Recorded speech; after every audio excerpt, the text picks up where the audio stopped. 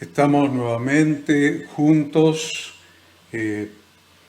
como cada semana desde hace bastante tiempo ya, estudiando, escudriñando las Escrituras. En esta ocasión, para continuar con el curso que habíamos comenzado, que es Teología y Práctica de la Función Ministerial. Estamos estudiando, estamos analizando a la luz de la Sagrada Palabra de Dios, de las Sagradas Escrituras, las revelaciones bíblicas para el ejercicio de nuestro ministerio sacerdotal. De eso se trata todo este diplomado, de eso se trata cada una de las materias que venimos estudiando. Así que le doy la bienvenida a una nueva clase de este diplomado. Estamos en la materia La gracia de Dios, le hemos llamado Gracia y Tabernáculo porque vamos a hacer, luego que terminemos de hablar de los capítulos referidos a la gracia de Dios, vamos a hacer una breve introducción al tema del tabernáculo, lo que será desarrollado más ampliamente en el futuro, probablemente en otro estudio. En este estudio solamente vamos a hacer una breve introducción para que cada uno de ustedes pueda entender sus partes, componentes y el significado espiritual de cada una de ellas. Esta es la clase número 7 y aspiramos a desarrollar los capítulos 11 y 12. Capítulo 11 le hemos titulado Gracia y Sanidad, Dios el sanador de su pueblo, y el capítulo 12 le hemos titulado Gracia y Amor. Continuamos entonces desarrollando el tema de la gracia de Dios. Acuérdense que el gran tema de esta materia que estamos estudiando en este momento es aprendiendo a vivir en la gracia de Dios, aprendiendo a vivir en la gracia de Dios. En cada materia damos una frase que constituye el gran tema a aprender a desarrollar en la materia. Acuérdense siempre, cada clase yo les vuelvo a repetir, les vuelvo a colocar en pantalla este cartel para que no nos olvidemos cuáles son las 5 revelaciones para el ejercicio de nuestro ministerio sacerdotal, porque esto lo hacemos en obediencia a la palabra de Dios que en Habacuc 2:2 nos dice: y Yahweh me respondió y dijo, escribe la visión y declárala en tablas para que corra el que leyere en ella. Así que aquí hemos transcrito en orden las 5 revelaciones para el ejercicio de nuestro ministerio sacerdotal. Usted luego puede ingresar cuando esto esté convertido en un video que subamos on demand, puede frenarlo acá y anotar las 5 visiones. Sin más introducción, vamos a comenzar entonces con el capítulo que se titula Gracia y Sanidad, Dios el sanador de su pueblo. Entonces, les decía, sin más introducción, vamos a abocarnos a este tema. Como siempre lo hacemos, comenzamos con una lectura bíblica. Quiero decirles antes de proceder a la lectura bíblica que esto que vamos a estudiar no es una predicación. Si bien es un capítulo que comienza con una enseñanza que probablemente ustedes me han escuchado enseñar o predicar. Yo recuerdo en este momento una reunión unida de las iglesias que se hizo en un hotel céntrico de Córdoba. Yo hablé sobre este tema. No obstante, este capítulo está incluido dentro del material de estudio y por lo tanto no es una predicación para predicarles a ustedes. Es una enseñanza para que aprendamos principios. Entonces recuerden, a medida que vayamos avanzando, que ustedes están estudiando esta materia y específicamente esta clase y este capítulo para extraer enseñanzas, principios en relación con el tema de la sanidad, de Yahweh Rafa, Yahweh nuestro sanador. Voy a comenzar con la lectura bíblica, como yo les aconsejo que hagan siempre. Cada cosa que nosotros enseñemos, cada palabra que prediquemos, debe comenzar con una lectura bíblica. Así que vayamos a la lectura. Dice la Escritura allí en Juan capítulo 5, después de estas cosas, había una fiesta de los judíos. Y subió Jesús a Jerusalén. Y hay en Jerusalén, cerca de la puerta de las ovejas, un estanque, llamado en hebreo Betesda, el cual tiene 5 pórticos. En estos pórticos yacía una multitud de enfermos, ciegos, cojos y paralíticos que esperaban el movimiento del agua. Porque un ángel descendía de tiempo en tiempo al estanque y agitaba el agua. Y el que primero descendía al estanque después del movimiento del agua, quedaba sano de cualquier enfermedad que tuviese. Y había allí un hombre que hacía 38 años que estaba enfermo. Cuando Jesús lo vio acostado y supo que llevaba ya mucho tiempo así, le dijo, presten atención a esto, es muy importante, el versículo 6. Imaginen la escena, hagan una imagen visual de la escena. Versículo 6. Cuando Jesús lo vio acostado y supo que llevaba ya mucho tiempo así, le dijo, ¿quieres ser sano? Este es un versículo muy contradictorio para muchos, y ya les voy a explicar la razón. Cuando Jesús, dice el versículo 6, lo vio acostado y supo que llevaba ya mucho tiempo así, le dijo, ¿quieres ser sano? Señor, le respondió el enfermo, no tengo quien me meta en el estanque cuando se agita el agua, y entre tanto que yo voy, otro desciende antes que yo. Jesús le dijo, levántate, toma tu lecho y anda. Y al instante aquel hombre fue sanado y tomó su lecho y anduvo. Y era día de reposo aquel día. Qué interesante que la Escritura permanentemente esté haciendo referencia al día de reposo. Esté haciendo referencia al día de reposo santificado, apartado para Dios. Qué mejor que apartar el día de reposo, qué mejor reposo activo en el día de reposo que honrar a Dios, que glorificar el nombre de Dios como lo hacía Yahshua permanentemente. Vamos a ver un poquito esto.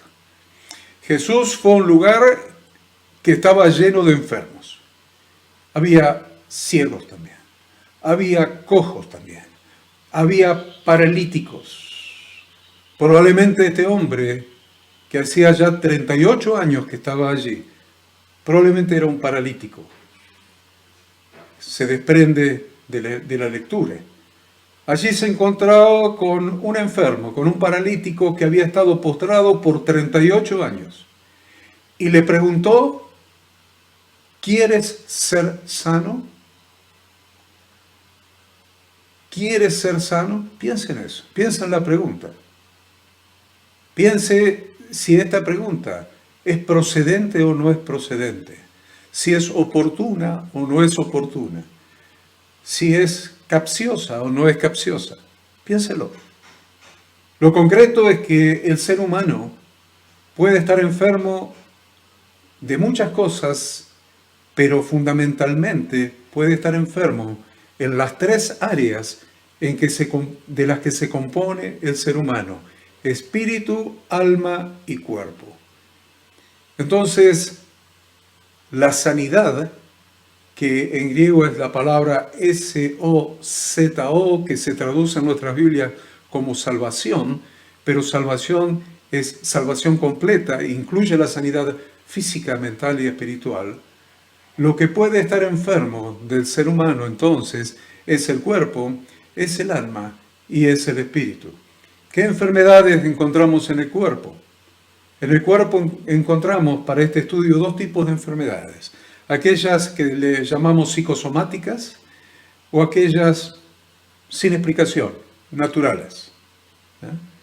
Yo sé que a muchos estudiosos de la psicología y de la escritura les gusta relacionar todas las enfermedades con el pecado, con las ataduras, con lo psicosomático, como consecuencia de lo psicosomático. Sin embargo, la escritura no avala eso, no lo avala totalmente, sí avala en parte algunas enfermedades, productos de la falta de confesión o la falta de perdón, pero no todas, no todas.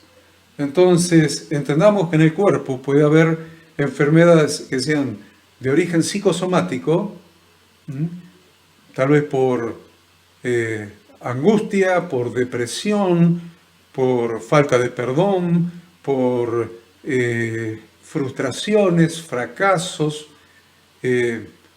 etcétera, etcétera. A eso lo vamos a llamar enfermedades psicosomáticas.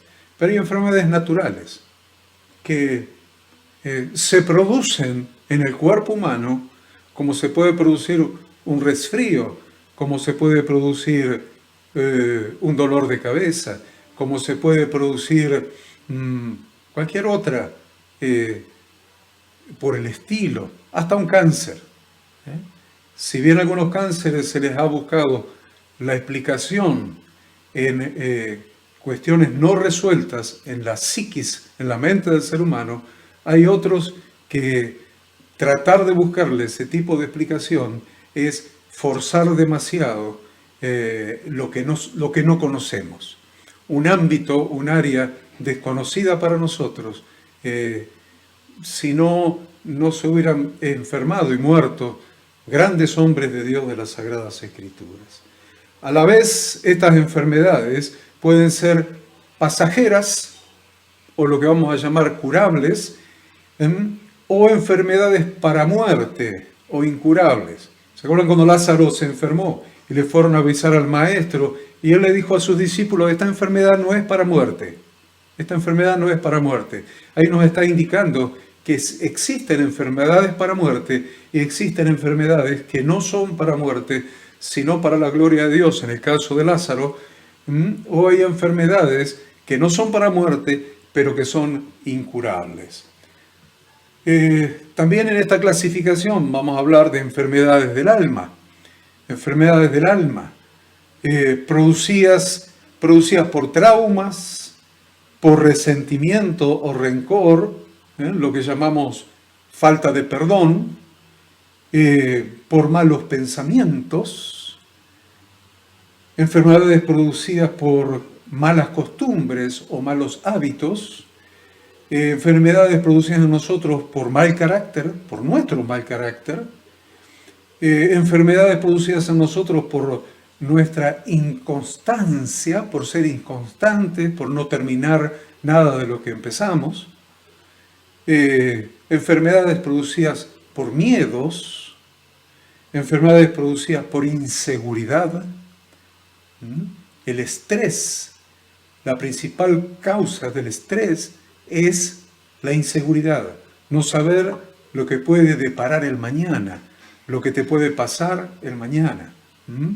En noveno lugar vamos a mencionar enfermedades del alma producidas por pérdidas, lo que se llama el duelo, la pérdida de un ser querido, un ser muy amado. Ustedes ya se imaginarán, no quiero ni siquiera mencionar qué tipos de pérdida de seres queridos uno puede sufrir, lo cual puede dejar secuelas, enfermedades en nuestra alma. Por fracasos, enfermedades por errores. Hay personas que no se perdonan a sí mismas sus propios errores, los errores que ha cometido y que comete y que cometerá en la vida. Y eso enferma su alma. Y también encontramos enfermedades del espíritu. Las dos enfermedades del espíritu que vamos a mencionar es ausencia de Dios. La ausencia de Dios produce enfermedad en nuestro espíritu. O la falta de ajustamiento a las instrucciones de Dios produce el pecado. ¿Qué es pecado según una de las epístolas de Juan? Pecado es infracción a las instrucciones de Dios contenidas en su palabra. Lo que está traducido en nuestra Biblia, Reina Valera del 60, como pecado es infracción a la ley. En realidad el pecado es infracción a las instrucciones de Dios contenidas en su palabra. Entonces, tanto la ausencia de Dios en nuestra vida es una enfermedad del espíritu y el no ajustarnos a las instrucciones de Dios contenidas en su palabra, o sea, el pecado, es una enfermedad del espíritu. La pregunta que yo les dije que marquen en el versículo 6, la pregunta que le hizo Jesucristo al enfermo, parece una broma, pero le estaba hablando muy en serio. ¿Por qué el Hijo de Dios, que sabía cuántos años hacía que estaba postrado, 38 años, sabía toda su problemática, conocía su enfermedad, hizo esta pregunta a este hombre enfermo, cuya respuesta parece tan obvia? Cuando Jesús lo vio acostado y supo que llevaba ya mucho tiempo así, le dijo, ¿quieres ser sano? Es obvio. Para muchos sería obvio. Pero nuestro Santo Maestro nunca hizo algo sin sentido. Nunca hizo ni dijo algo sin un propósito claramente definido en su mente y en su corazón, para cumplir el propósito por el cual Dios lo había mandado.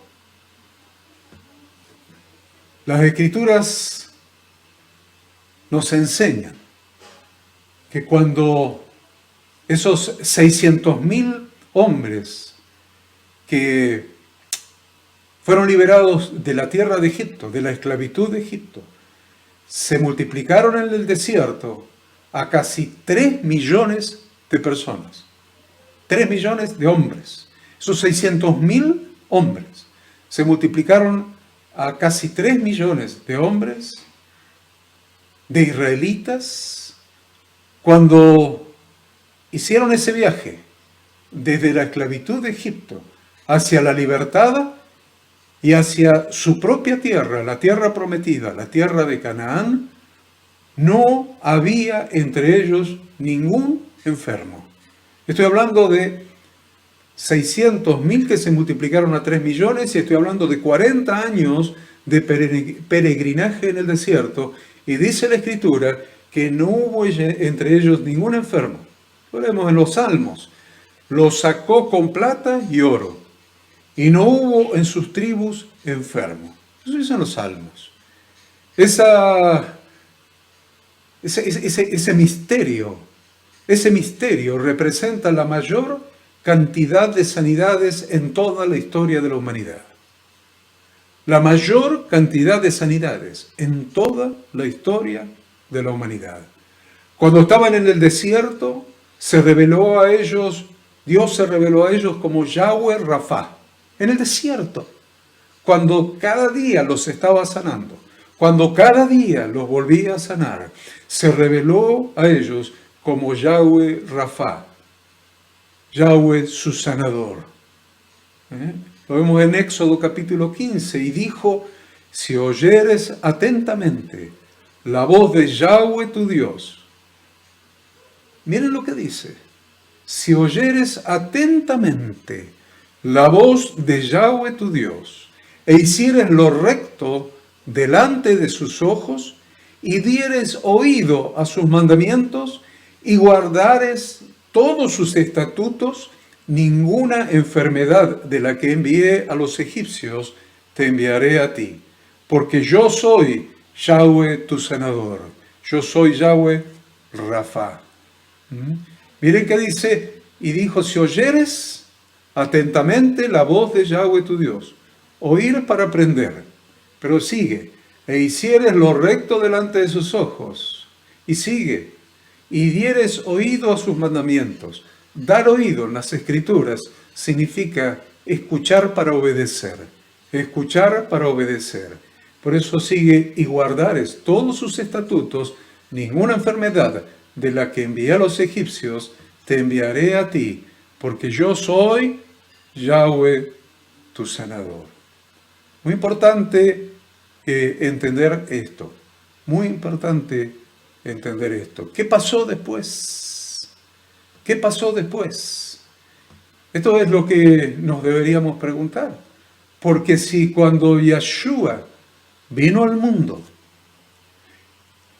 o sea, cuando Dios, Yahweh Dios, usó esa imagen visible en forma de hombre para manifestarse al mundo en Yeshua, su Hijo, cuando Yahweh Dios se manifestó a través de esa imagen visible, encontramos una multitud de enfermos, una multitud por doquier, por todo Israel, por todo Judea. Encontramos una multitud de enfermos, dice acá, ciegos, cojos y paralíticos. Una multitud. ¿Qué pasó entre el Yahweh Rafa y esta realidad que vino a encontrar Yeshua en su tiempo, en su manifestación? Yahweh en su manifestación a través de Yeshua. ¿Qué pasó? Que encontró esta multitud. ¿Se terminó Yahweh Rafa? ¿Qué es lo que había sucedido? Dice la Escritura que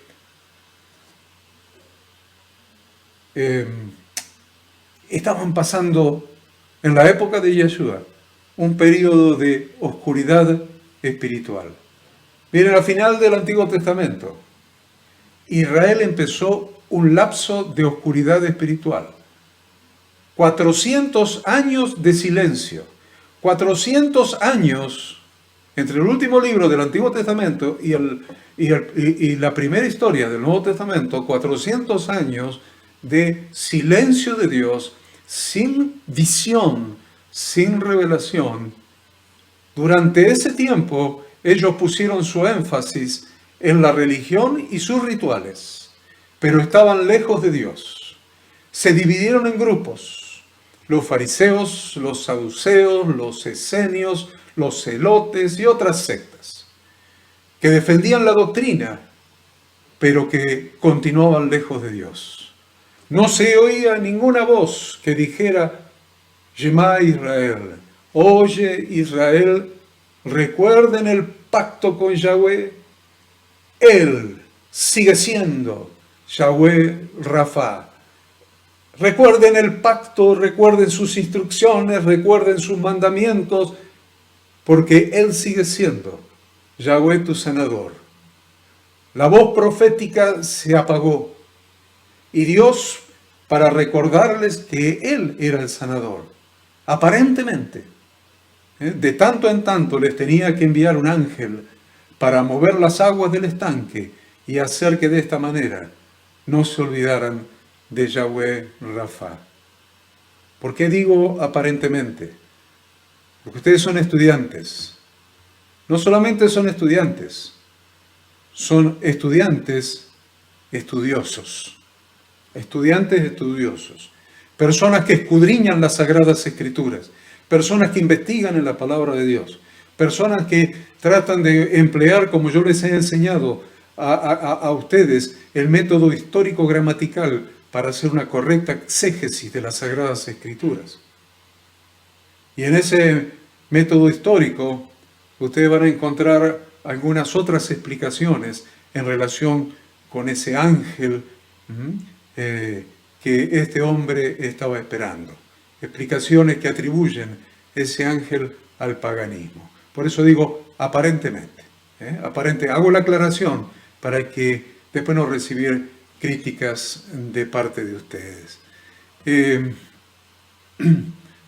Por lo tanto, entonces,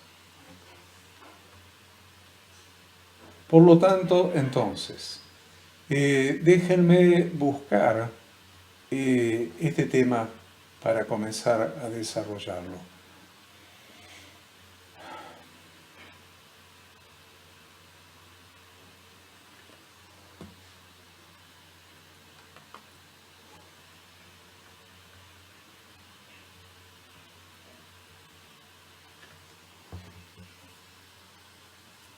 Vemos promesas de Dios en cuanto a la sanidad de su pueblo.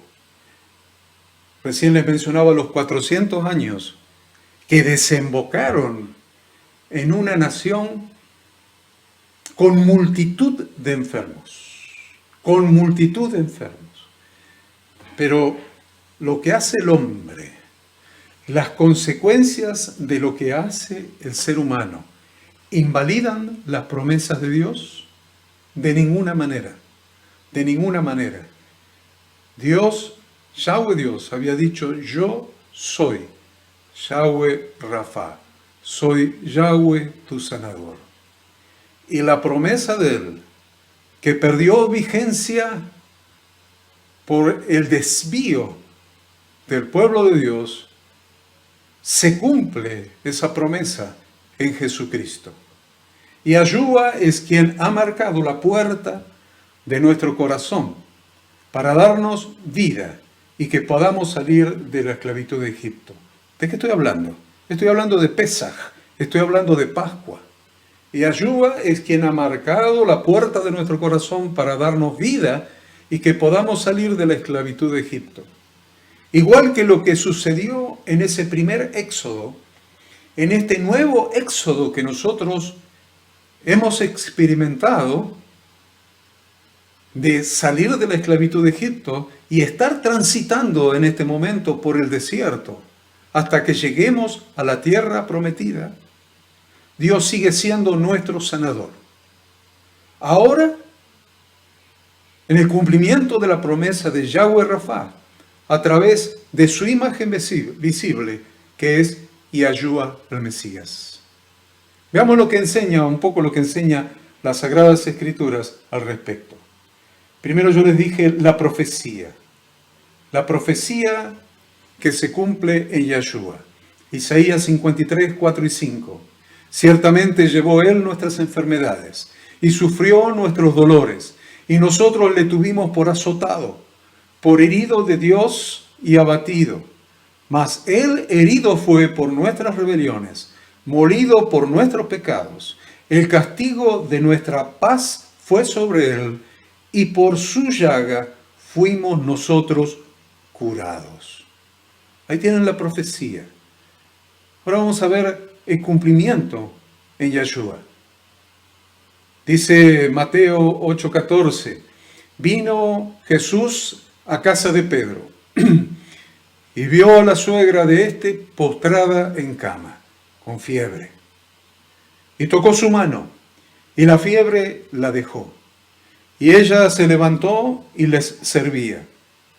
Y cuando llegó la noche, trajeron a él. ¿Qué le trajeron? Es bien interesante. Muchos endemoniados. Y con la palabra echó fuera a los demonios. Pero también, ¿qué hizo? Sanó a quienes, a todos los enfermos. Subraya en su Biblia la palabra todos. Y sanó a todos los enfermos, para que se cumpliese lo dicho por el profeta Isaías cuando dijo: Él mismo tomó nuestras enfermedades y llevó nuestras dolencias.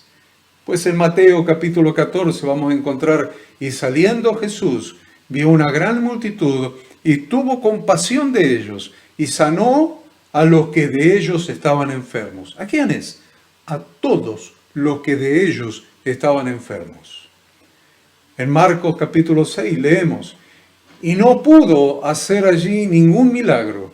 Eso es cuando viene a Nazaret, donde se había criado, y el día de reposo, conforme a su costumbre, entró en la sinagoga y se levantó a leer, y luego de querer ser despeñado, pasó entre ellos. Pero sin embargo, a causa de la fe, de la falta de fe de los pobladores, no pudo hacer allí ningún milagro, salvo que sanó a unos pocos enfermos, poniendo sobre ellos las manos.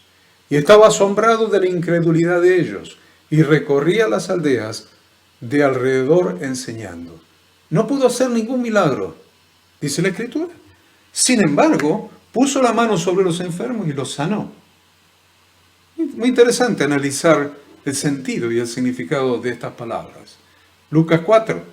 Al ponerse el sol, todos los que tenían enfermos de diversas enfermedades los traían a él, y poniendo las manos sobre cada uno de ellos, los sanaba. Sanaba a todos los enfermos. Ahora, si me permiten profundizar un poco más sobre este particular, veamos cuál es el mandamiento de Yeshua a sus discípulos. Y entre sus discípulos, te incluyo a ti, amado pastor, líder, servidor, y me incluyo a mí. ¿Cuál es el mandamiento de Yeshua a sus discípulos? A los 12, por ejemplo, en Lucas 9 les dice, habiendo reunido a sus 12 discípulos, les dio poder y autoridad sobre todos los demonios y para sanar enfermedades. Le dio poder y autoridad sobre todos los demonios y para sanar enfermedades, y los envió a predicar el reino de Dios y a sanar a los enfermos. ¿A qué los envió? A predicar el reino de Dios y a sanar a los enfermos. En Mateo 10 lo leemos de esta manera. Y yendo, la instrucción de Yeshua, predicad diciendo, el reino de los cielos se ha acercado. Sanad enfermos, limpiad leprosos, resucitad muertos, echad fuera demonios, de gracia recibisteis, dad de gracia. Cuando Yeshua, nuestro Santo Maestro y Redentor, envía a los 70, también de 2 en 2, en Lucas 10 les dice, después de estas cosas, designó el Señor también a otros 70, a quienes envió de 2 en 2 delante de él a toda ciudad y lugar a donde él había de ir. Y les decía, la mies a la verdad es mucha, mas los obreros pocos. Por tanto, rogad al Señor de la mies que envíe obreros a su mies. En cualquier ciudad donde entréis y os reciban, comed los que os pongan delante. ¿Y qué? Versículo 9, mire el versículo 9. Y sanad a los enfermos que en ella haya. Y sanad a los enfermos que haya en esa ciudad. Y decidles, se ha acercado a vosotros el reino de Dios. Veamos qué pasó después de la ascensión de Yeshua. Después de haber ascendido al cielo, Yeshua resucitado. Lo vemos en Hechos capítulo 5. Dice, y por la mano de los apóstoles se hacían muchas señales y prodigios en el pueblo. Y estaban todos unánimes en el pórtico de Salomón. De los demás, ninguno se atrevía a juntarse con ellos, mas el pueblo los alababa grandemente. Y los que creían en el Señor aumentaban más, gran número, así de hombres como de mujeres, tanto que sacaban los enfermos a las calles. Miren el versículo 15. Tanto que sacaban los enfermos a las calles y los ponían en camas y lechos, para que al pasar Pedro, a lo menos su sombra cayese sobre alguno de ellos.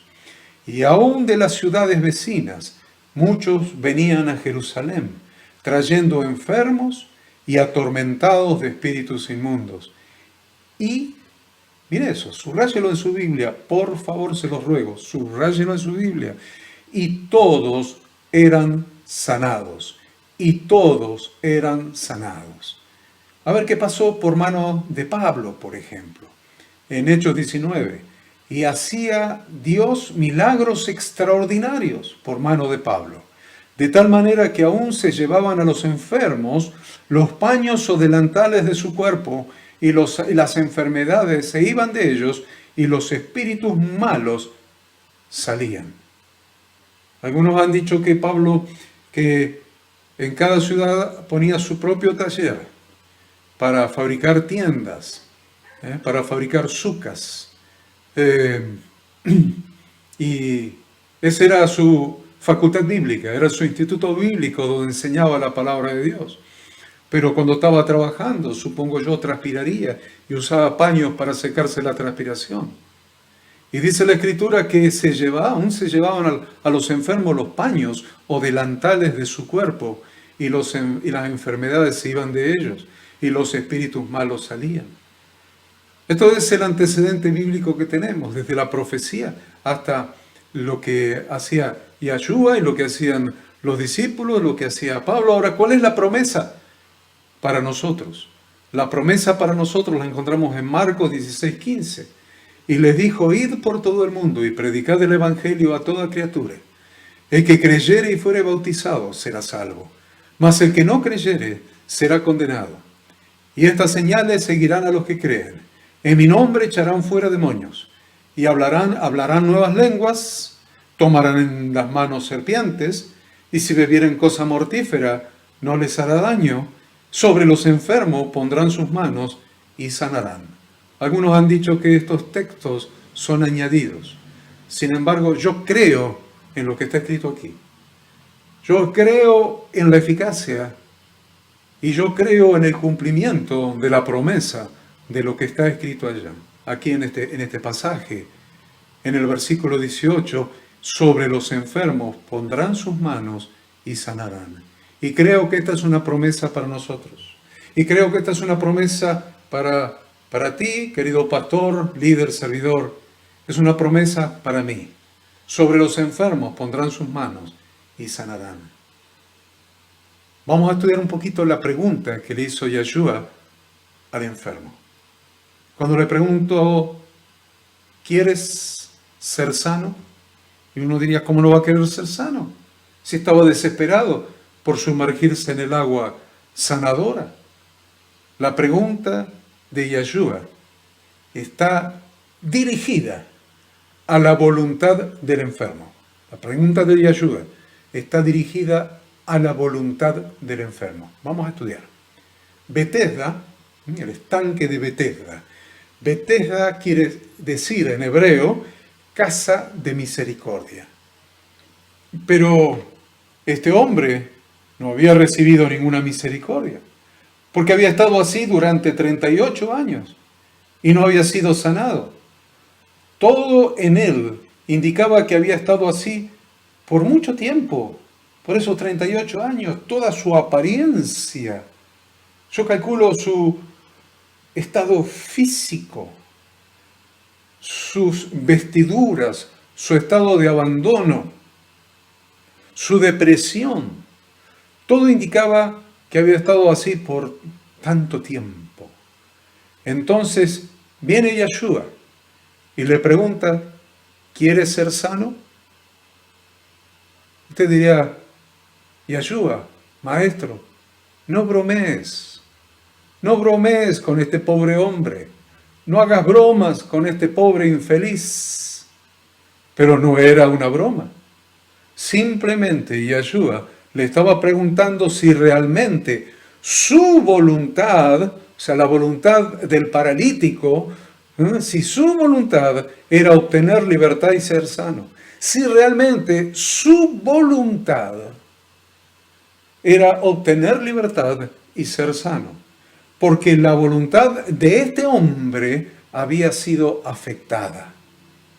No solamente su cuerpo había sido afectado, su alma, su voluntad había sido afectada. La parálisis de su cuerpo estaba acompañada por una parálisis de su voluntad. Prueba de esto es que cuando Yeshua le hizo la pregunta, ¿quieres ser sano? El hombre respondió que no tenía a alguien para que lo llevara hasta el estanque. Mira una respuesta. Su voluntad había sido afectada por su enfermedad. Cuando Yeshua le hizo la pregunta, ¿quieres ser sano? No dijo, sí, Señor. El hombre respondió que no tenía a alguien que lo llevase hasta el estanque. Viene en el versículo 7. Señor, le respondió el enfermo, no tengo quien me meta en el estanque cuando se agita el agua. Y entre tanto que yo voy, otro desciende antes que yo. En otras palabras, lo que estaba diciendo es, no es mi culpa que yo esté así. No es mi culpa que yo esté así como tú me ves. Estoy en esta condición por lo que alguien no hizo por mí. Nadie me llevó hasta el estanque. Por lo que nadie hizo por mí, pero más todavía, por lo que otro más sí ha hecho. O sea, por lo que nadie hizo por mí, o sea, nadie me llevó. Y por lo que otro hizo, que fue el que se adelantó y se metió en el estanque y fue sanado. ¿Me entiende? Porque alguien no me llevó al estanque, por un lado. Y porque alguien no llegó antes que yo. Llegó antes que yo. Todos tienen la culpa, menos yo. En ambos casos, no es mi culpa. Soy así por culpa de mis padres, dicen muchos. Y no estoy hablando solamente de enfermedad física, estoy hablando de enfermedad física, mental y espiritual. Física, almática y espiritual. Física, ustedes ya saben lo que es. Almática, el alma, es donde se concentran los pensamientos y los sentimientos del ser humano. Pensamientos y sentimientos. Y el espíritu. Física, almática y espiritual. No importa cuál sea la enfermedad, tu enfermedad, pastor, tu enfermedad líder, tu enfermedad servidor, o la enfermedad de aquellos a quienes nosotros tenemos que dar cobertura, tenemos que dar cobijo, protección, tenemos que enseñar las instrucciones de Dios para que sus vidas den en el blanco. No importa cuál sea la enfermedad. Muchos siguen respondiendo, soy así por culpa de mis padres, soy así por culpa de mi crianza, por culpa de mi entorno, por culpa de mis circunstancias, por culpa de mi esposa, por culpa de mis hijos, por culpa del gobierno, por culpa del sistema, por culpa de la sociedad, por culpa de las otras personas que me han herido o perjudicado. O simplemente soy así por culpa del diablo. Pero mientras culpes a los demás de tu situación, jamás serás libre de ella, porque no dejas operar la gracia de Dios en tu vida. Capítulo se refiere a la gracia, la materia se refiere a la gracia. Te repito, mientras culpes a los demás de tu situación, jamás serás libre de ella, porque no dejas operar la gracia de Dios en tu vida. Su respuesta incluía que otro entra antes que él al estanque, al agua. Esto significa que alguien más está obteniendo la bendición. Alguien más está siendo ayudado por Dios. Pero no te ves a ti recibiendo la bendición. Ves que otro está siendo ayudado, otro está recibiendo la bendición, pero tú no. Siempre es otro en quien Dios obra y los problemas se han convertido en parte de tu vida. Dice que el primero que entraba al agua era sanado de cualquier enfermedad que lo hubiese poseído y lo tuviera retenido. Acuérdense de eso.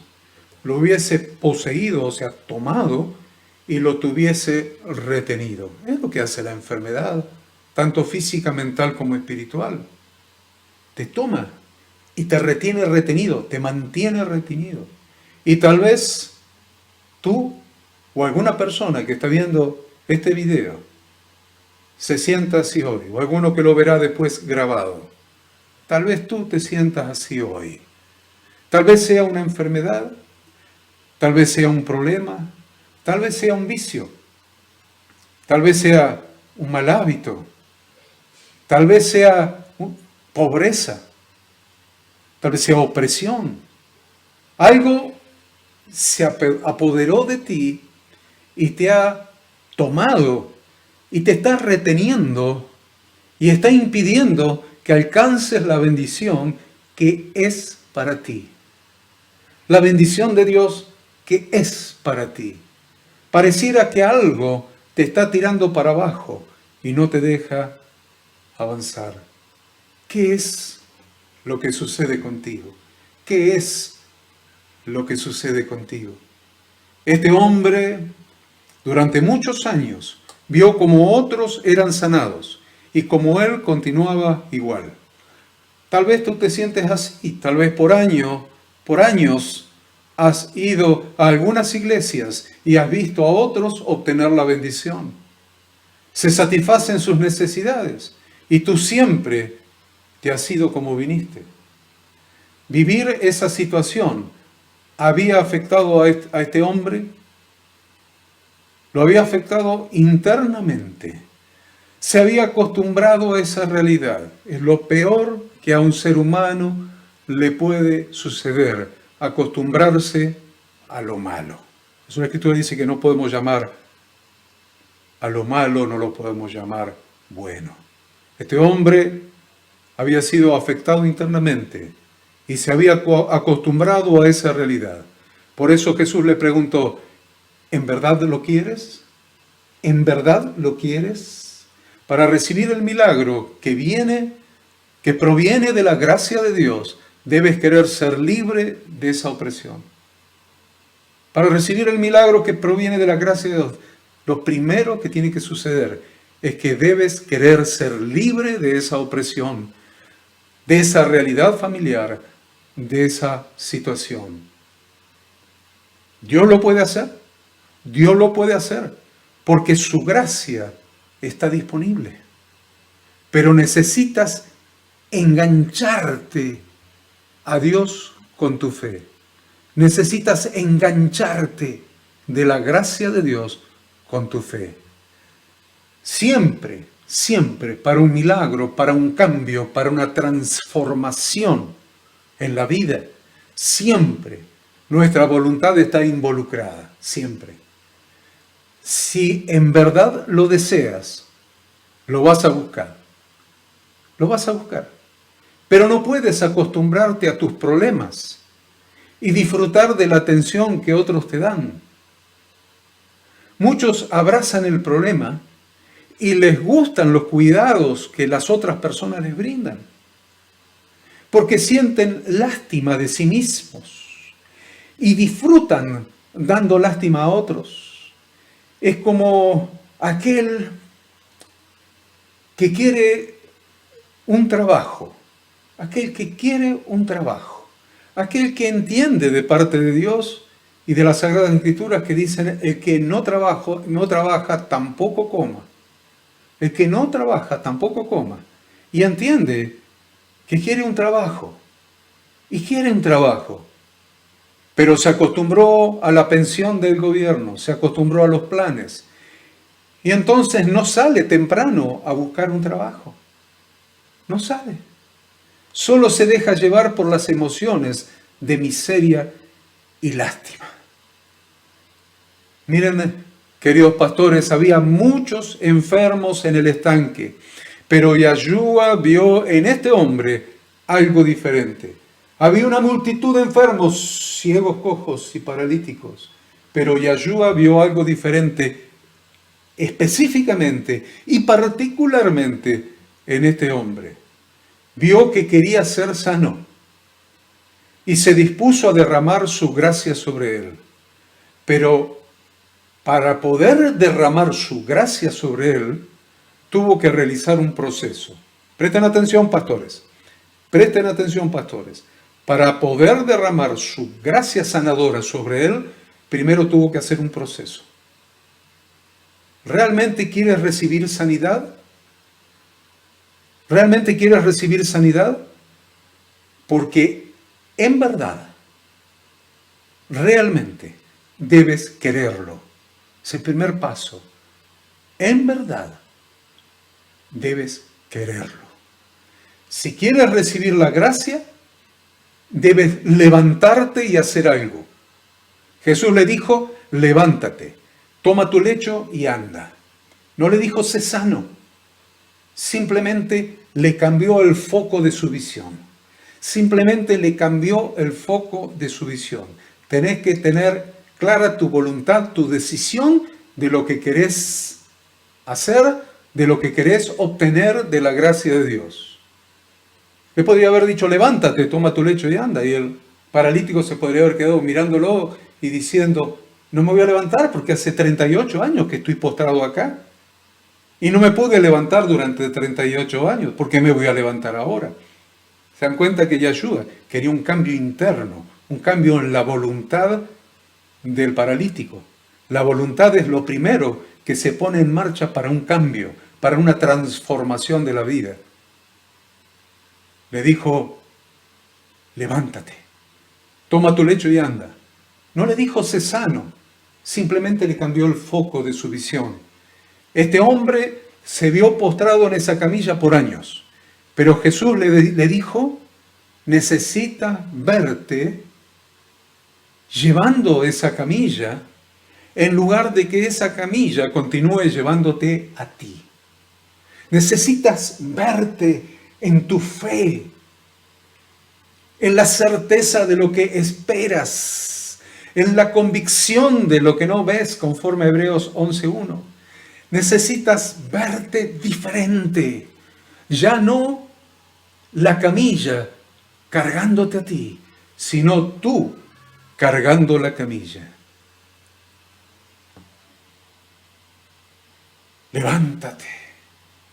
Debes levantarte por dentro. Debes levantarte por dentro antes de que las cosas externas cambien. Dice Proverbios capítulo 12, la congoja en el corazón del hombre lo abate, mas la buena palabra lo alegra. Hay personas que están tiradas, literalmente tiradas por dentro.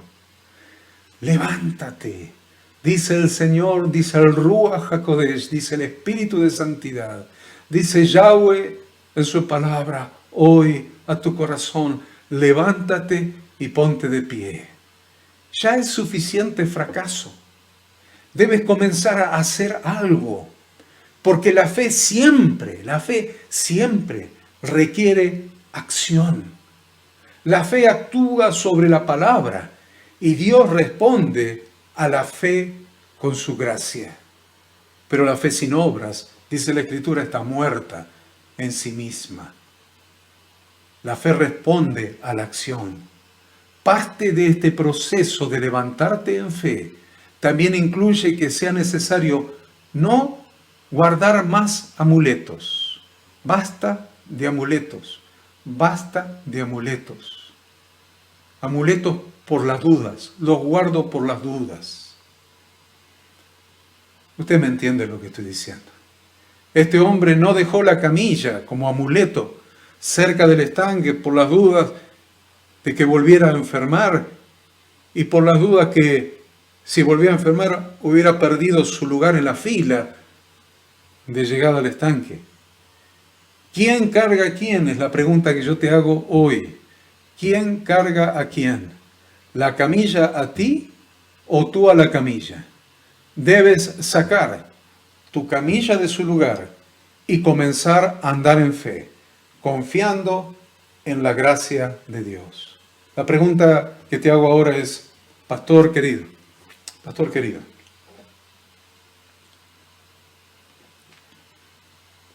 querido líder, servidor, ¿tú qué estás esperando? ¿Tú qué estás esperando? Vemos que este hombre estaba esperando tres cosas. Primero, un ángel. Segundo, que el agua se moviera. Y tercero, que alguien lo introdujera en el estanque. Y muchas personas en las iglesias esperan las tres mismas cosas. Preste atención, las tres mismas cosas. Esperan un ángel. una visitación especial. Necesitan que ese siervo especial venga a la iglesia, ese que tiene una unción sobrenatural para sanar. En segundo lugar, que haya un movimiento del agua especial, que suceda algo sobrenatural, un mover del Espíritu. Y en tercer lugar, que te ministren personas especiales, que alguien te lleve, que te ministren personas especiales o famosas o conocidas por un don de sanidad especial. Este hombre esperaba estas tres cosas, pero cuando apareció Jesucristo no las necesitó más. Tú no necesitas una visitación especial. Tú no necesitas algún movimiento espiritual especial. Tú no necesitas a alguna persona especial. Lo que tú necesitas es creer en la gracia de Dios. La gracia de Dios, a través de la obra de Jesucristo, es todo lo que necesitas. Necesitamos volver a la simplicidad del Evangelio de la Biblia. Una simple relación con Dios por medio del Yahshua resucitado y ascendido. Hemos llenado nuestra vida de ritualismo y superstición, pero hay que volver a esa simplicidad y sencillez de la fe de un niño. Necesitas entender que por la gracia de Dios podemos recibir la sanidad que Jesucristo compró con su sacrificio en la cruz del Calvario. Ciertamente, hemos leído, ciertamente, llevó Él nuestras enfermedades y sufrió nuestros dolores, y nosotros le tuvimos por azotado, por herido de Dios y abatido, mas Él herido fue por nuestras rebeliones, morido por nuestros pecados, el castigo de nuestra paz fue sobre Él, y por su llaga fuimos nosotros curados. Te hago otra pregunta más, pastor querido. Te hago otra pregunta más, estudiante. ¿Quién es Jesucristo para poder llevar nuestras enfermedades? ¿Quién es Jesucristo para poder llevar nuestras enfermedades, para poder sufrir nuestros dolores, para curarnos por su llaga? Miren, después del Padre, no hay nada ni nadie tan importante como Jesucristo en todo el universo. Y Él es la máxima expresión de la gracia de Dios. Dice Hebreos capítulo 1, Dios habiendo hablado muchas veces y de muchas maneras, en otro tiempo a los padres por los profetas, en estos postreros días nos ha hablado por el Hijo, a quien constituyó heredero de todo y por quien asimismo hizo el universo, el cual siendo el resplandor de su gloria y la imagen misma, presta atención a esto, y la imagen misma de su sustancia, y quien sustenta todas las cosas con la palabra de su poder, habiendo efectuado la purificación de nuestros pecados por medio de sí mismo, se sentó a la diestra de la majestad en las alturas, hecho tanto superior a los ángeles, cuanto heredó más excelente nombre que ellos. Dios, en los días finales, dice la Escritura, nos ha hablado por su Hijo. No solo con las palabras de Jesús de Nazaret, sino con su acción y con su estilo de vida. Jesucristo es el resplandor mismo de la gloria de Dios. Es la imagen misma de su sustancia. Es la imagen misma de la sustancia del Padre. Es el mismo término, en este caso, que el que se usa en griego para acuñar una moneda e imprimir una figura en ella. ¿Se acuerdan cuando Jesús le dijo, ¿de quién es esta imagen, esta figura? Del César. Dado al César lo que es del César y a Dios lo que es de Dios. Esta es la misma palabra que se usa allí. Significa entonces que Yahshua es la exacta representación de la naturaleza de Dios, es la imagen visible de Yahweh Dios. Por eso Él dijo, si me conocieseis, también a mi Padre conoceríais, y desde ahora le conocéis y le habéis visto, en el Evangelio de Juan. Ver a Yahshua es como ver al Padre. ¿No es algo parecido? No es algo parecido. Es la exacta representación de la sustancia misma de Dios. Es la imagen exacta de su naturaleza, de su persona y de su carácter. Ver cómo Yahshua lidiaba con la injusticia. Mira lo que le voy a decir. Ver cómo Yahshua lidiaba con la injusticia es ver la voluntad de Dios hacia la injusticia.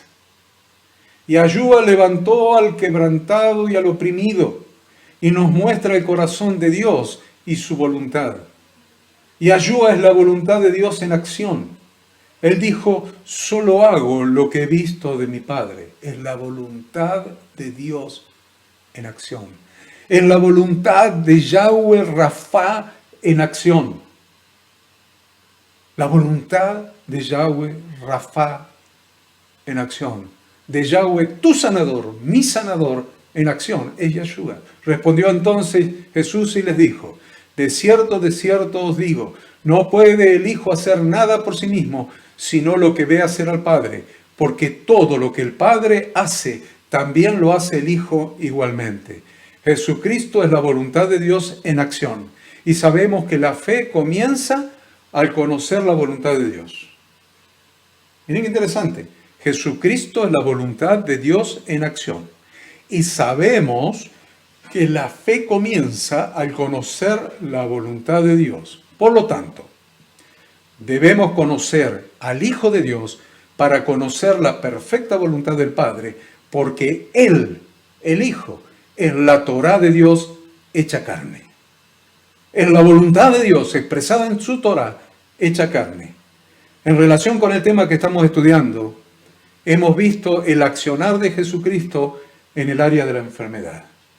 Entonces debemos entender que lo que Jesucristo hacía, que lo que Jesucristo estuvo haciendo, hizo y aún hace, expresaba y expresa claramente la voluntad de Dios. Porque una forma de conocer la voluntad de Dios es ver a Yahshua obrar. Así que vemos que no hay ningún registro en la Biblia que indique que Yahshua de Nazaret haya encontrado a una sola persona a quien no fuera la voluntad de Dios sanar. Y Yahshua no encontró ni siquiera a una persona a la que hubiera sido la voluntad de Dios no sanar. Lo sanaba a todos, todas las veces que iban a él. Leímos que eran multitudes los que la seguían, pero nunca hubo una sola persona enferma que no haya sido sanada, porque esa era la voluntad del Padre. Lucas 4:40 dice, al ponerse el sol, todos los que tenían enfermos de diversas enfermedades los traían a él, y él poniendo las manos sobre cada uno de ellos, los sanaba. Debemos ejercer fe sobre la revelación de Dios. La enfermedad nunca estuvo dentro del plan de Dios cuando creó al ser humano. Por eso un día habrá un cielo nuevo y una tierra nueva, según su palabra, sin enfermedad. Apocalipsis 21:4. Enjugará Dios toda lágrima de los ojos de ellos, y ya no habrá muerte, ni habrá más llanto, ni clamor, ni dolor, porque las primeras cosas pasaron. Tenemos un adversario, el diablo. Tenemos un adversario, Hasatán, el adversario, el diablo, que vino a matar, robar y destruir. Y la enfermedad es una obra del diablo, alineada perfectamente con su propósito, con su actividad. Pero Yahshua vino a sanar a los oprimidos del diablo. Nunca olvidemos esto. Nunca dejemos de enseñar a las personas esta realidad, esta verdad. Dice la Escritura, vosotros sabéis lo que se divulgó por toda Judea, Hechos 10, comenzando desde Galilea, después del bautismo que predicó Juan, como Dios ungió con el Espíritu Santo y con poder a Jesús de Nazaret, y como éste anduvo haciendo bienes y sanando a todos los oprimidos por el diablo, porque Dios estaba con él. El diablo aflige a las personas y le susurra al oído las siguientes palabras. El diablo le dice a las personas, aún a los creyentes, principalmente a los creyentes, la gracia de Dios es una falsedad. ¿Cómo puedes servir a alguien así? Dios es cruel, pero no debemos olvidar que el diablo es un mentiroso, pero como lo llama en 1 Pedro 1:10, Yahweh es el Dios de toda gracia. Yahweh es el Dios de toda gracia. Pero hay un problema. El diablo está allí. El diablo está allí. El diablo anda como león rugiente buscando a quien devorar. El diablo quiere devorar, si fuese posible, aún a los escogidos. Aún a los escogidos. Y anda como león rugiente alrededor buscando a quien devorar.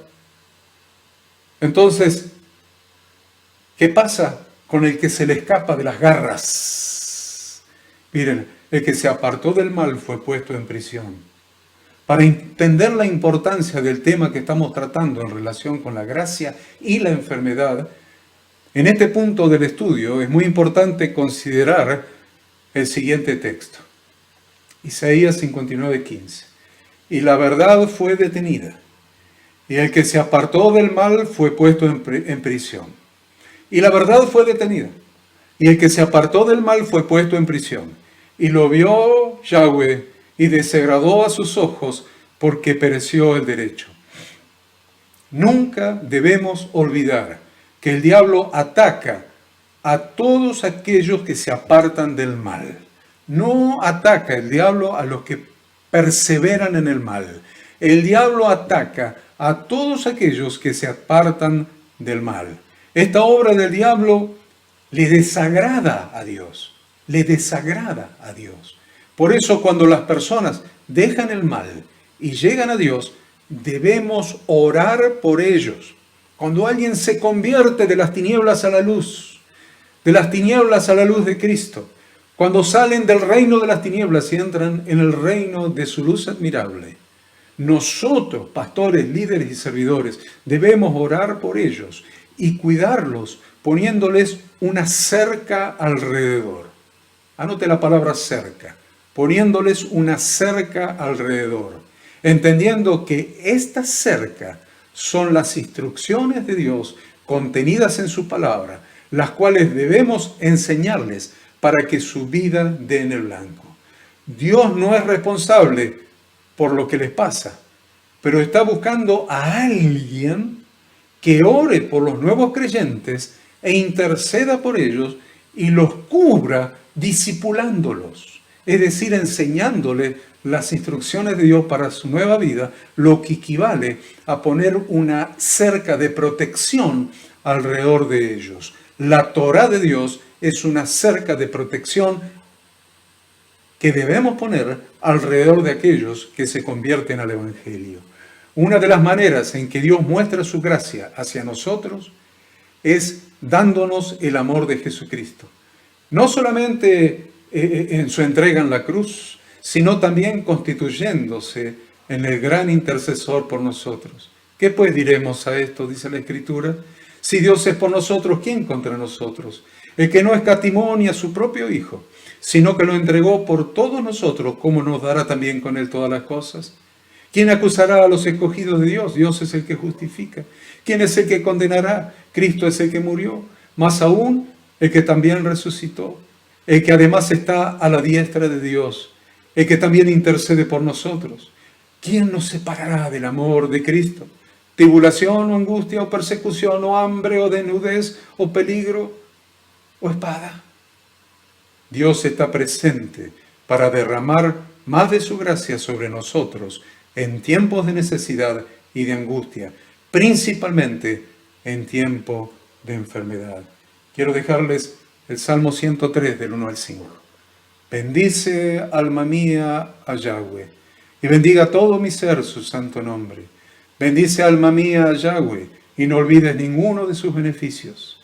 Él es quien perdona todas tus iniquidades, el que sana todas tus dolencias, el que rescata del hoyo tu vida, el que te corona de favores y misericordias, el que sacia de bien tu boca, de modo que te rejuvenezcas como el águila. Hasta aquí este capítulo. Vamos a hacer un breve receso y vamos a continuar con el capítulo que sigue.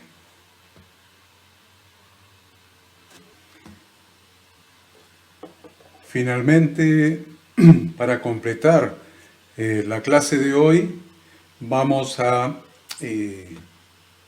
estudiar un nuevo capítulo, un nuevo tema, un nuevo tema. Entonces, para completar la clase de hoy, vamos a estudiar el capítulo al que hemos llamado Gracia y Amor. Gracia y Amor.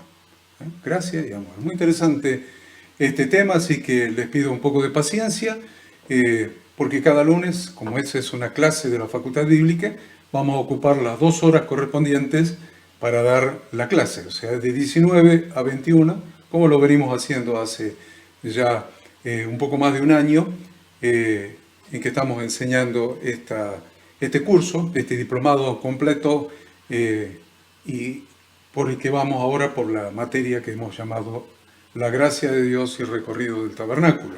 Entonces vamos a desarrollar lo más rápido posible este tema. Vamos a ver siempre, comenzar con una lectura bíblica. La Escritura dice, pues la ley por medio de Moisés fue dada, pero la gracia y la verdad vinieron por medio de Jesucristo. Pues la ley por medio de Moisés fue dada, pero la gracia y la verdad vinieron por medio de Jesucristo. Esta es la lectura sobre la que vamos a desarrollar el tema.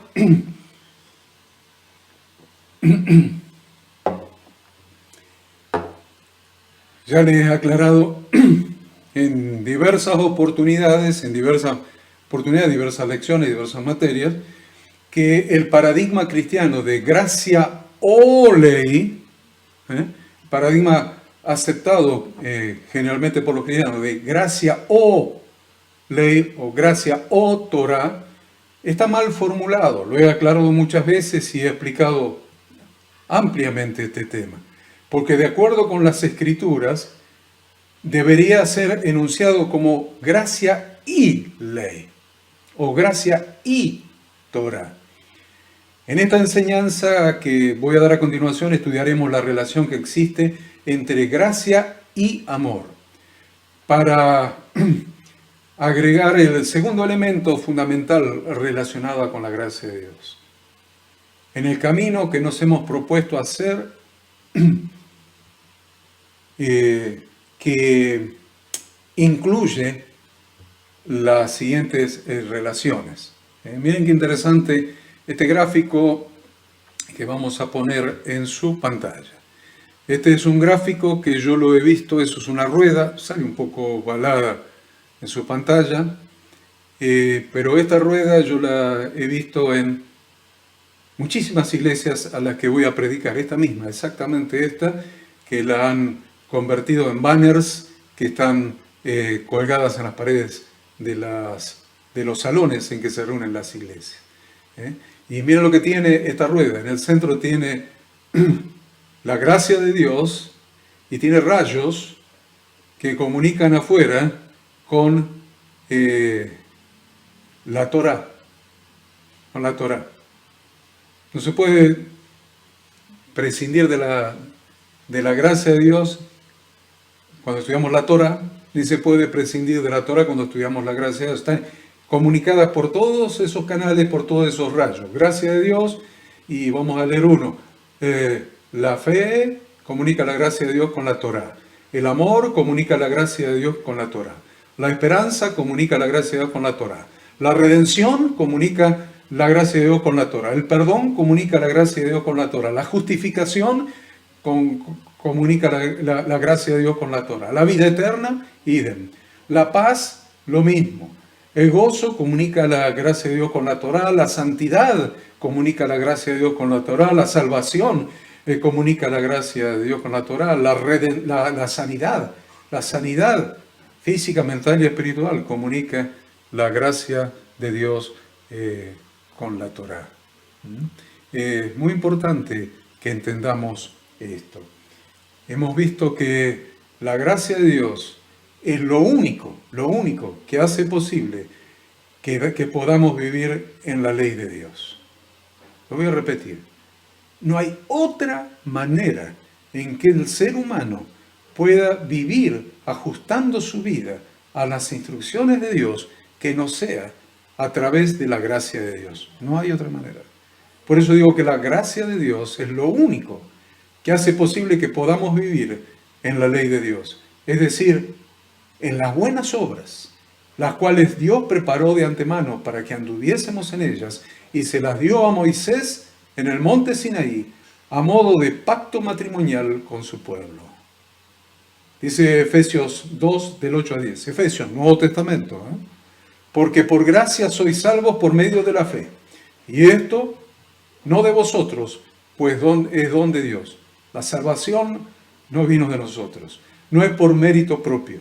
No es por mérito nuestro. No es por cumplir las instrucciones de Dios. La salvación es don de Dios. Ahí está clarísimo en el versículo 8. Después sigue, no por obra, para que nadie se gloríe, porque somos hechura suya. Ahora sí nacimos de nuevo. Ahora somos hechura suya, creados en Cristo Jesús para buenas obras. ¿Para qué nos creó en Cristo Jesús? Para buenas obras, las cuales Dios preparó de antemano para que anduviésemos en ellas. Y esas nuevas buenas obras, pero preparadas por Dios de antemano para que anduviésemos en ellas, están escritas. Están escritas. ¿Dónde están escritas? En las Sagradas Escrituras, en la Biblia, desde Génesis hasta Apocalipsis, en la Torah de Dios, en las instrucciones de Dios, para que nuestra vida dé en el blanco. Así que este es el tema que tenemos por delante, para desarrollar en los minutos que continúan. Si analizamos el proceder del pueblo de Israel, veremos que ellos no cumplieron su parte del pacto con Dios. Ellos no cumplieron su parte del pacto con Dios. Por lo que Dios, que no deshace su pacto de bodas con Israel, Dios no deshace su pacto de bodas con Israel. ¿Saben por qué? Por lo que dice Número 23. Dios no es hombre para que mienta, ni hijo de hombre para que se arrepienta. Él dijo, y no hará, habló, y no ejecutará. Entonces Dios, que no deshace su pacto de bodas, su ketubá, firmada con Israel en el monte Sinaí, renueva su pacto a través de Jesucristo, mediante el perdón y el derramamiento de su Santo Espíritu. Lo repito, Dios no anula su pacto, lo renueva a través de Jesucristo, a través de Yeshua el Mesías, mediante el perdón y el derramamiento de su Santo Espíritu. Es que la ley establecía las instrucciones de Dios que era necesario que su pueblo cumpliera para mantener una relación de compromiso con Él. Ese era el sentido de la ley, el sentido de las instrucciones, el sentido de los mandamientos. Esa ketubá, ese pacto de bodas entre Dios y su pueblo, esa ketubá, ese pacto escrito, establecía las instrucciones de Dios que era necesario cumplir para mantener una relación de compromiso con Él, porque Dios es santo. Y la única manera de estar relacionado con Él es siendo santos. No puedo estar relacionado con un Dios santo si yo no soy santo. Era imprescindible. Por eso dio las instrucciones para que el pueblo, cumpliendo esos mandamientos, ordenanzas, leyes, preceptos, estatutos, se mantuviera en santidad y en comunión con Dios. Por eso Dios les dice en la Torá, santificaos pues y sed santos, porque yo Jehová soy vuestro Dios. Y guardad mis estatutos y ponedlos por obra. Yo Jehová que os santifico. También les dice en el Nuevo Testamento. Miren el Nuevo Testamento. Ya no estamos hablando del Pentateuco. Recién tomamos Levítico. Ahora vamos a tomar 1 Pedro, Nuevo Testamento. Por tanto, ceñid los lomos de vuestro entendimiento. A ver, pastores queridos, líderes, servidores, hermanos, estudiantes. Ceñid los lomos de vuestro entendimiento. Abran la mente, abran la cabeza. Sed sobrios y esperad por completo en la gracia que se os traerá cuando Jesucristo sea manifestado.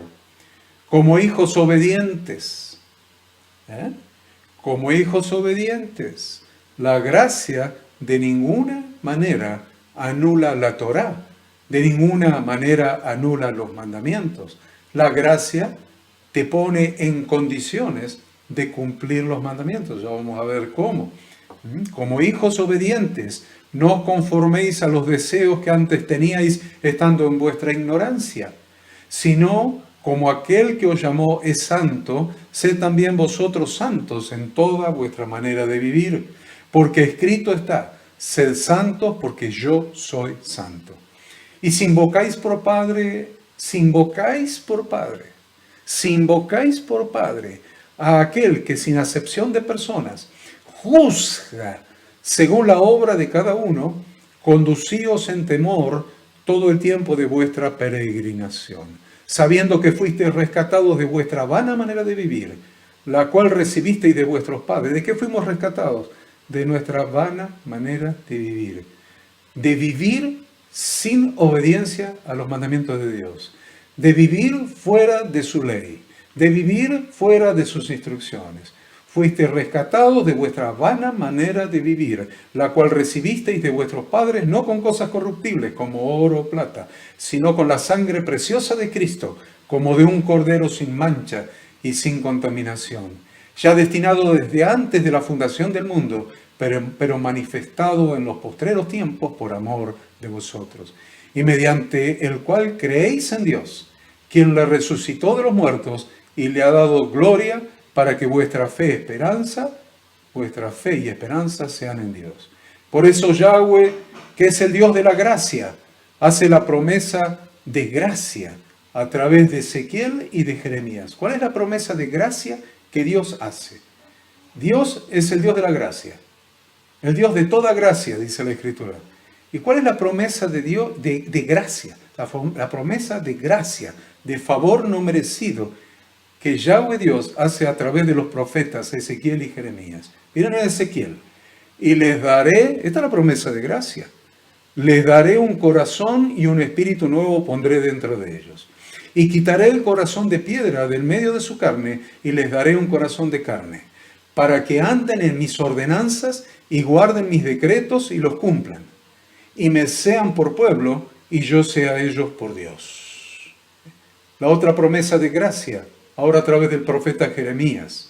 He aquí que vienen días, dice Yahweh, en los cuales haré nuevo pacto con la casa de Israel y con la casa de Judá. No como el pacto que hice con sus padres el día que tomé su mano para sacarlos de la tierra de Egipto. Porque ellos, no yo, dice Yahweh, ellos invalidaron mi pacto, aunque yo fui un marido para ellos. Él firmó un pacto de bodas con su pueblo. Y él fue un marido para ellos, pero ellos fueron infieles, invalidaron el pacto. Así dice Yahweh. Pero este es el pacto que haré con la casa de Israel después de aquellos días, dice Yahweh. Daré mi ley en su mente y la escribiré en su corazón. Y yo seré a ellos por Dios y ellos me serán por pueblo. Estos textos son una expresión más de la gracia de Dios. Son una expresión más poderosísima de la gracia de Dios. Porque la salvación siempre ha sido por gracia, sin obra de los beneficiarios, solamente por creer a la palabra de Dios, sin mérito. Miren en Éxodo 19, y Moisés subió a Dios, y Yahweh lo llamó desde el monte diciendo, así dirás a la casa de Jacob, y anunciarás a los hijos de Israel, vosotros visteis lo que hice a los egipcios, y cómo os tomé sobre alas de águilas, y os he traído a mí, salvación por gracia. Ahora pues, acá vienen las obras de la nueva vida. Ahora pues, si diereis oído a mi voz y guardareis mi pacto, vosotros seréis mi especial tesoro sobre todos los pueblos, porque mía es toda la tierra, y vosotros me seréis un reino de sacerdotes y gente santa. Estas son las palabras que dirás a los hijos de Israel. La salvación de Dios, queridos pastores. A ver, vamos a hacer un paréntesis para que usted deje el mate un cachito y se concentre en esto. La salvación de Dios siempre es por gracia para buenas obras. La salvación de Dios siempre es por gracia para buenas obras. Dios tomó a su pueblo y lo trajo a él. Ahora el pueblo debía guardar su pacto para hacer su especial tesoro, un reino de sacerdotes y un reino de gente santa. Pero ante la infidelidad del pueblo, Dios, que no invalida su pacto, Dios no invalida su compromiso de bodas, su ketubá, lo ratifica. Lo ratifica allí en Ezequiel y lo ratifica allí en Jeremías. Prometiendo que haría lo siguiente. En primer lugar, daría un corazón nuevo, de carne, quitando el corazón de piedra, para hacer posible a su pueblo, a sus hijos, el andar en su Torá. Y de esa manera ser su pueblo y él ser a ellos por Dios. Eso es Ezequiel, lo hemos leído en Ezequiel. En segundo lugar, daría su ley en la mente y la escribiría en su corazón y sería a ellos por Dios y ellos le serían por pueblo. Eso lo leímos en Jeremías. Y en tercer lugar, el nuevo pacto sería para las dos cosas, para las dos casas, perdón. El nuevo pacto sería para las dos casas, para las dos casas. A, para la casa de Israel y B, para la casa de Judá.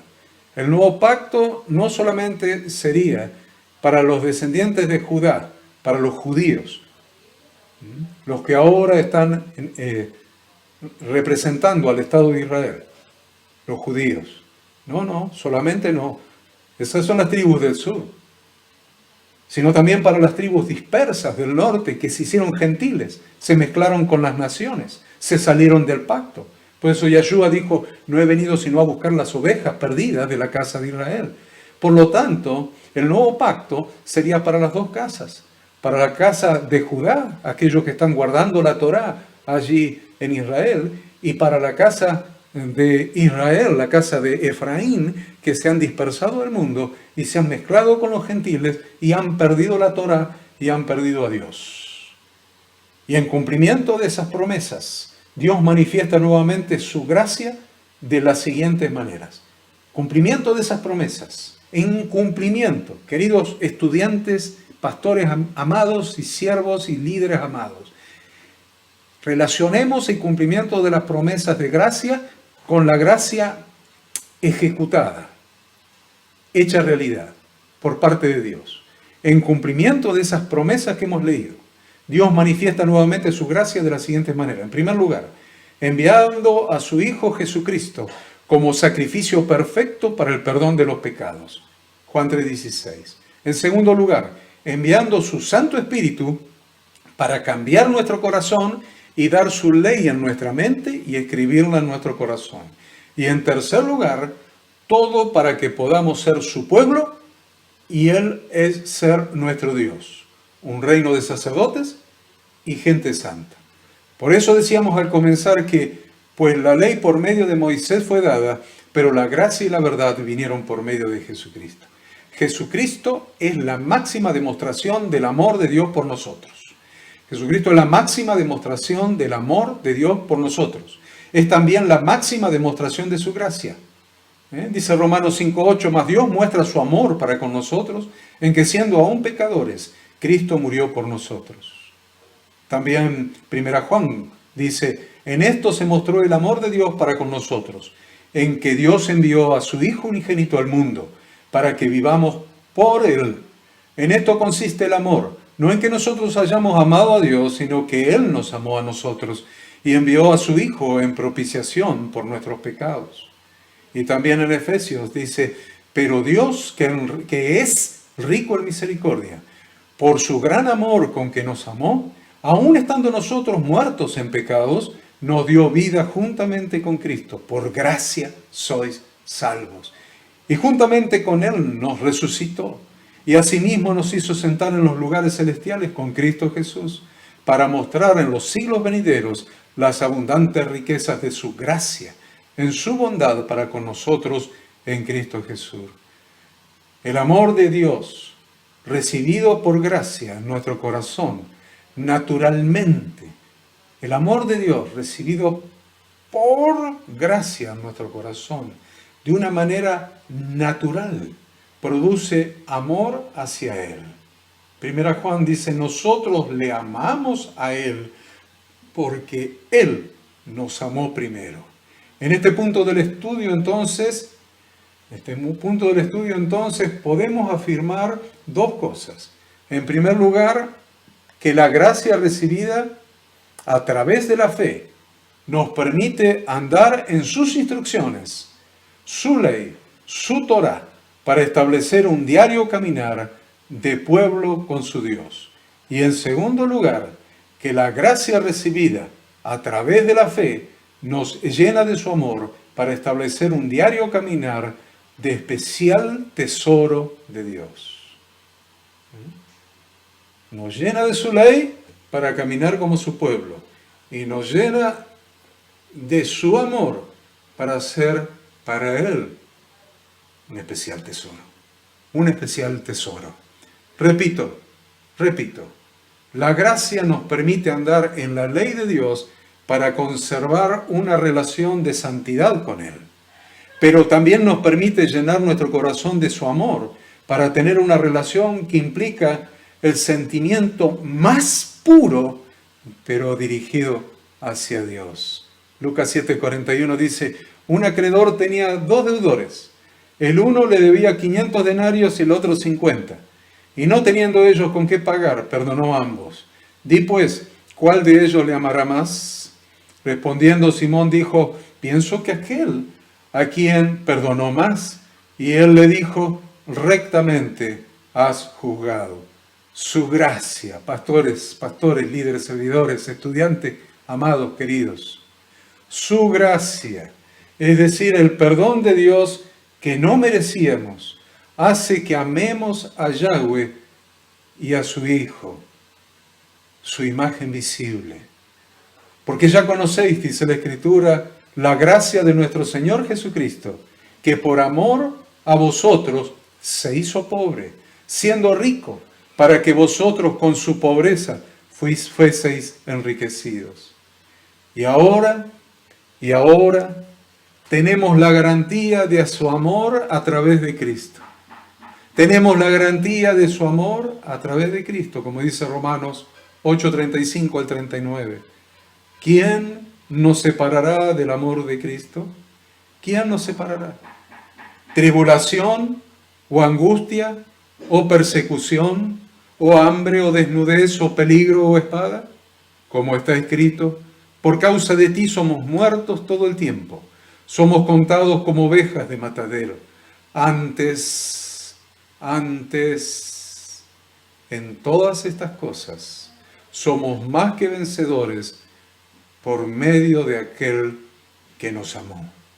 Por lo cual estoy seguro de que ni la muerte, ni la vida, ni ángeles, ni principados, ni potestades, ni lo presente, ni lo porvenir, ni lo alto, ni lo profundo, ni ninguna otra cosa creada nos podrá separar del amor de Dios que es en Cristo Jesús, Señor nuestro. Miren, queridos estudiantes, tomen nota de esto, presten atención a esto. Es necesario que Cristo habite por la fe en nuestros corazones para ser llenos de toda la plenitud de Dios. Es necesario que Cristo habite por la fe en nuestros corazones para ser llenos de la plenitud de Dios. Y no te olvides de enseñar, no te olvides de entender, de internalizar, de incorporar y de enseñar que Jesucristo, que Yahshua el Mesías de Dios, es la palabra de Dios hecha carne, es el Logos de Dios hecho carne, es la Torá de Dios hecha carne. Entonces ahora me vas a entender cuando te digo que es necesario que Cristo o sea, la palabra de Dios, la Torá de Dios, los mandamientos de Dios, las instrucciones de Dios, habiten por la fe en nuestros corazones para ser llenos de toda la plenitud de Dios. Efesios 3:17, para que habite Cristo por la fe en vuestros corazones, a fin de que, arraigados y cimentados en amor, seáis plenamente capaces de comprender con todos los santos cuál sea la anchura, la longitud, la profundidad y la altura. Nosotros sabemos que existen 3 dimensiones, pero el amor de Dios tiene 4 dimensiones. Tiene anchura, longitud, profundidad y altura, y de conocer el amor de Cristo que excede a todo conocimiento, para que seáis llenos de toda la plenitud de Dios. Así como la fe, que es por gracia, así como la fe nos lleva a la Torá de Dios, así también el amor de Dios, que también es por gracia, nos lleva a la Torá de Dios. Así como la fe nos lleva a la Torá de Dios, el amor nos lleva también a la Torá de Dios. Juan 15:9. Como el Padre me ha amado, así también yo os he amado. Permaneced en mi amor. Si guardareis mis mandamientos, permaneceréis en mi amor. A ver, otra vez, porque creo que alguno estaba distraído. Y ya estamos terminando con estos textos la lección. Quiero que le presten atención, porque esta es la conclusión. La conclusión son las palabras de Yeshua, nuestro Mesías, nuestro Redentor, nuestro Santo Maestro, que dijo en Juan 15:9 y 10, como el Padre me ha amado, así también yo os he amado. Permaneced en mi amor. Si guardareis mis mandamientos, permaneceréis en mi amor, así como yo he guardado los mandamientos de mi Padre y permanezco en su amor. La Torá no está abolida, la Torá está incluida en el amor a Dios. Si no, miremos 1 Juan capítulo 2. Y en esto sabemos que nosotros le conocemos, si guardamos sus mandamientos. El que dice yo le conozco y no guarda sus mandamientos, el tal es mentiroso y la verdad no está en él. Pero el que guarda su palabra, en este verdaderamente el amor de Dios se ha perfeccionado. Por esto sabemos que andamos en él, que estamos en él. El que dice que permanece en él debe andar como él anduvo. Miren el versículo 5 nuevamente. Pero el que guarda su palabra, en este verdaderamente el amor de Dios se ha perfeccionado. El amor de Dios nos conduce a sus mandamientos, nos conduce a su Torá, nos conduce a sus instrucciones de vida. 1 Juan capítulo 5. Pues este es el amor a Dios, que guardemos sus mandamientos. Y sus mandamientos no son gravosos. ¿Haberlo leído de vuelta? Pues este es el amor a Dios. ¿Cuál es el amor a Dios? Tantos dicen, amo a Dios. ¿Cuánto te amo, Señor? Yo te voy a decir una cosa. ¿Es un amor fantasioso o es un amor fundado en la palabra de Dios? Porque la palabra de Dios dice en 1 Juan 5:3, pues este es el amor a Dios, que guardemos sus mandamientos. Y sus mandamientos no son gravosos. ¿Por qué no son gravosos? Porque por la gracia de Dios, que puso su Espíritu Santo en nosotros a partir del día de Pentecostés del año 30 de la era común, que puso su Ruach, su Espíritu en nosotros, ha dado sus mandamientos en nuestra mente, los ha escrito en nuestro corazón para que seamos su pueblo, un reino de sacerdotes y gente santa. O sea, por la gracia de Dios podemos ser un pueblo apartado para Él, un pueblo santificado para Él. Eso lo hace la gracia, solamente por gracia. Durante 4000 años la humanidad no pudo seguir sus mandamientos, pero hace más de 2000 años, a partir del derramamiento de su Espíritu Santo, que ha dado su ley en nuestra mente y en nuestros corazones, es posible andar en sus mandamientos y demostrar nuestro amor hacia Él en guardar sus mandamientos. No hay otra alternativa. No hay otra alternativa. Porque sus mandamientos son los artículos de su pacto matrimonial con su congregación. Lo voy a repetir. Hay un pacto matrimonial, hay un contrato matrimonial, hay una ketubá en hebreo, y esa ketubá tiene artículos y un artículo tras otro artículo del compromiso de Dios con nosotros y nuestro con Dios. Un compromiso de Dios con su pueblo de bendecirlo, un compromiso de bendición, un compromiso de promesas que encontramos en su palabra, pero un compromiso de parte nuestra, de parte de la novia, de guardar sus mandamientos, de guardar sus instrucciones, de guardar su Torah. Y ese es el compromiso. Hay artículos para ambas partes. Entonces, sus mandamientos son su pacto matrimonial con su congregación. No podemos vivir en comunión con Dios si no guardamos su ley. Porque su ley es su ketubá. Su ley es su pacto matrimonial con nosotros. Su ley constituye el escrito del articulado que lo compromete a Él con nosotros, lo compromete a Él con su pueblo y nos compromete a nosotros con Él.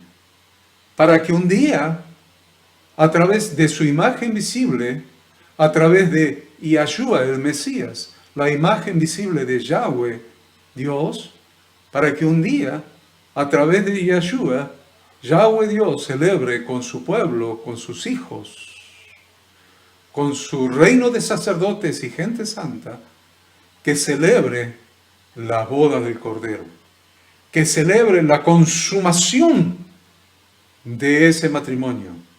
Ahí te lleva la Torá de Dios, ahí te lleva el pacto matrimonial firmado en Sinaí y renovado por la sangre de Cristo, y te lleva allí, a un día donde en las fiestas de los tabernáculos, cuando Yahshua venga, esos 7 días de la fiesta de los tabernáculos, va a suceder la boda del Cordero, donde se va a concretar el desposorio de Yahweh a través de su imagen visible y Yahshua el Mesías con su pueblo, formado por los judíos, por las tribus del sur y por todas las tribus del norte de la casa de Efraín, la casa de Israel, esparcidas por el mundo y hechas gentiles, mezcladas con las naciones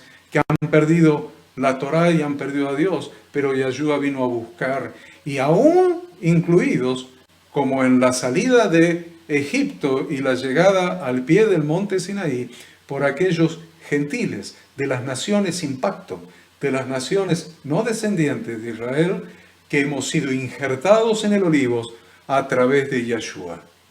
Y ese día se consumirá el matrimonio de Yahshua con su pueblo.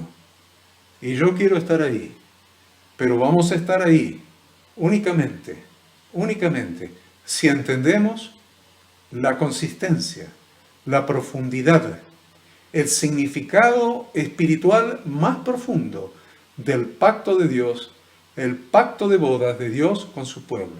Porque muchos religiosos han invalidado el pacto de Dios y han dicho que el antiguo pacto, y le han llamado antiguo pacto y nuevo pacto, cuando en realidad debemos llamarle el pacto de Dios del monte Sinaí y la renovación del pacto en la sangre de Yahshua. Nunca Dios se divorcia de su esposa. Nunca Dios anula su palabra, porque Dios no es hombre para que se arrepienta, ni hijo de hombre no es hombre para que se arrepienta, ni hijo de hombre para que se arrepienta. No es hombre para que mienta, se lo corrijo.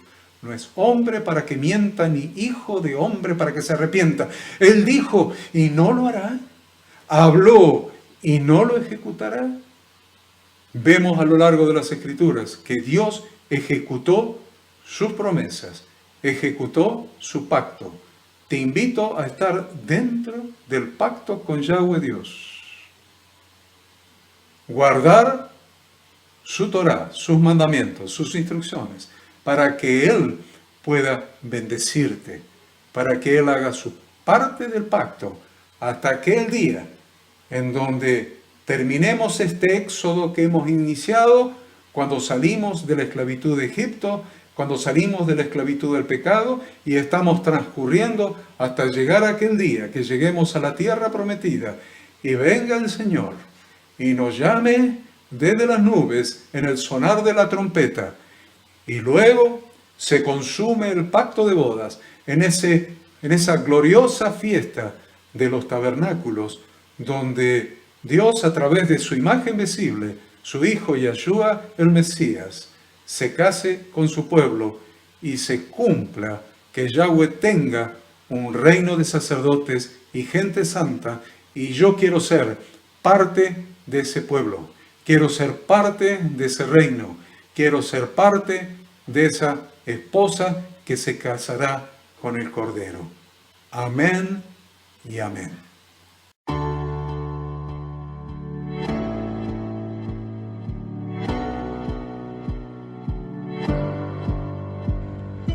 Queremos que tú también conozcas esta herramienta que durante los últimos 18 años ha sido útil para las iglesias de todo el mundo de habla hispana, capacitando cientos de siervos de Dios.